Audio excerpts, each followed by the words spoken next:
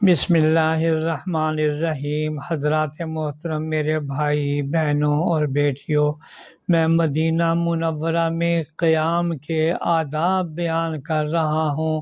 اب مدینہ منورہ کے سفر میں راستے میں جو مسجدیں ایسی آئیں جن میں حضور صلی اللہ علیہ وسلم کا قیام اور نماز پڑھنا معلوم ہو تو وہاں نفل پڑھے اور ان کی زیارت کرے۔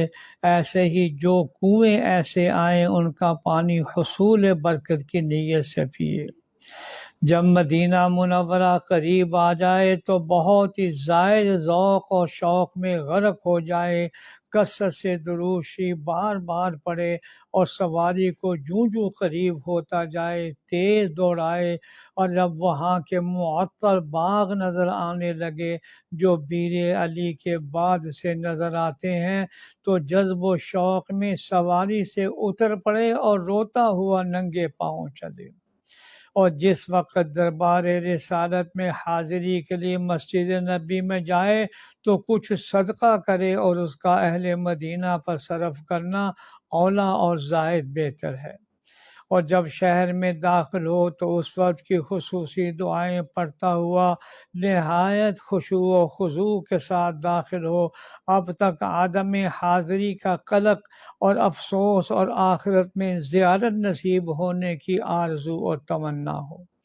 اور جب قبہ خضرا پر نظر پڑے تو عظمت و ہیبت اور حضور صلی اللہ علیہ وسلم کی علو شان کا خیال کرے اور یہ سوچے کہ اس پاک قبے میں وہ ذات اقدس تشریف فرما ہے جو ساری مخلوقات سے افضل، فرشتوں سے افضل اور تمام انبیاء علیہم السلام کے سردار ہیں، اور یہ کہ قبر شریف کی جگہ ساری ہی جگہوں سے افضل ہے۔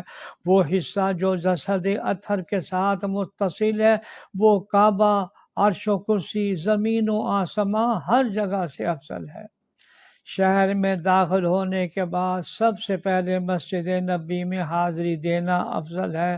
اگر مستورات یا سامان وغیرہ کی مجبوری ہو تو جدا چیز ہے، اور رسول کریم صلی اللہ علیہ وسلم کی قبر کی زیارت عورتوں کے لیے بھی مستحب ہے، اور یہ صرف حضور صلی اللہ علیہ وسلم کی قبر مبارک کی تخصیص ہے، اور عورتوں کے لیے بھی یہی چیز اولیٰ اور بہتر ہے۔